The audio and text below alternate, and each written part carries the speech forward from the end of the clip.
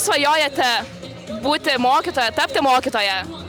Visada, kiek save pamenu, nuo vaikystės. Tik tai buvo pradžioje pradinių klasių mokytoja, paskui kažkaip anglų. Aš labai norėjau būti pilvo šokėja pradinėse klasėse, o tada kažkaip užaugo ta idėja iki mokytojo. Tai šiaip kiek atsimenu save, tiek norėjau būti mokytoja. Labai džiaugiamės, kad esate mokytoja. Šiaip nelabai, nes aš pradžioj muziką mokiausi, o paskui kažkaip tai pagalvoju kažką prasmingesnio, programavimą baigiau, o kadangi buvau muzikos, tai mokiausi muzikos mokykloje irgi, tai toks hybridas gavausi, tai, o kai baigiau informatiką, tai ir informatiką galėjau dėstyti. Šiaip gal norėjau būti mokytoja, bet dabar jeigu grįžčiau, tai abejoju, ar būčiau mokytoja. Tikriausiai sunkus darbas. Ne dėl to, darbas sunkus, bet man patinka, bet aš galvoju, kad yra daug įdomių dalykų, ką norėčiau išbandyti, bet dabar jau nebe. Tikrai ne. Vaikystėje, po to ne, o po to vėl norėjau. O ko norėjote būti, kai nenorėjot mokytoja? Visko, ko tik tai nori. Ta prasme įvairiai, iš tikrųjų, vaikystėje tikrai norėjau būti mokytoja, po to daug ten visko buvo, ko norėjau, bet kadangi nežinojau iš tikrųjų, ko noriu, supratau vieną dalyką, kad nelabai noriu būti mokslininkė, nes turėjau tokią galimybę, tai tada grįžau prie minties, kad būsiu mokytoja. Nuo 8 klasės maždaug turbūt. Jau gan... Ilgai. O kuris personažas jums taip artimiausia širdžiai atrodo iš Geltonų plytų kelio? Medkirtys. Drambluotas žmogus turintis gerą širdį. Širdies šiais laikais labai reikia geros, tikrai. O liūtas su savo širdelė. Kad reikia drąsos, taip, reikia drąsos. Ryžto, daryti tai, ką tu nori. Taip, teisingai. O jums koksai? Gal irgi liūtas?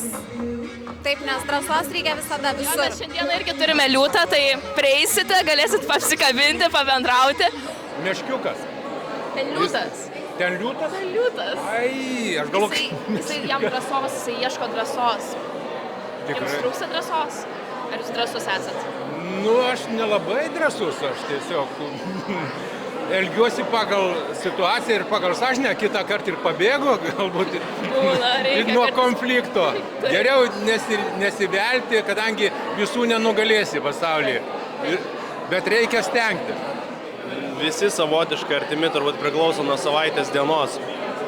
Sutikčiau labai. Gal liūtas, tas, kur jam trūko drąsos? Einam drąsinti. Teisingai. Geltonų plytų kelias yra susietas su stebuklais.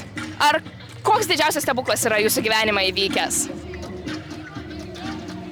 Man atrodo, kad tų mažų stebuklų būna kiekvieną dieną. Vieno didelio tikriausiai, retam kom būna. Tiesiog maži stebuklėliai, svarbiausia juos pastebėti. O jums kaip? Aš manau, kad stebuklas yra, kad aš esu mokytojo batuose. Tai yra tikrai didelis stebuklas ir mes labai dėkingi esam. Šiaip dabar tai aš pasakyčiau, kad stebuklas, kad aš šitoj mokykloje dirbu. Nes iš tikrųjų, kaip aš čia atėjau antrą kartą, buvau truputėlį padirbau, studentė praktiką atlikdama. Tada buvo momentas, kai kitoj mokykloje dirbu ir tiesiog prieš pat rugsėjo 1-2 dienas įvyko tas stebuklas, kad aš sugalvojau paklausti, o gal aš čia esu reikalinga. Ir aš čia jau dabar reikalinga, manau, gana daug metų. Gimė vaikai. Labai geras atsakymas. Atėjimas į mokyklą po teisės. Kad vis dar galiu eiti Geltonų plytų keliu. Fain. Čia kaip pažiūrės, aš manau, kad kiekviena diena tam tikras stebuklas yra. Šiaip aš kažkur klausiau podcastą, kad stebuklas yra, jog mes gimstam.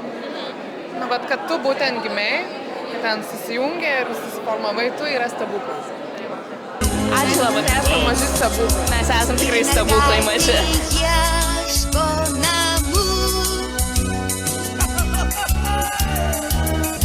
Geltonų plytų kelias, kiekvienam nutiestas į svajonių miestą, kur smaragdai žėri, eiti jo nesustoti, kelio galą priėjo. kalnus pažinsi, kur smaragdai žėri.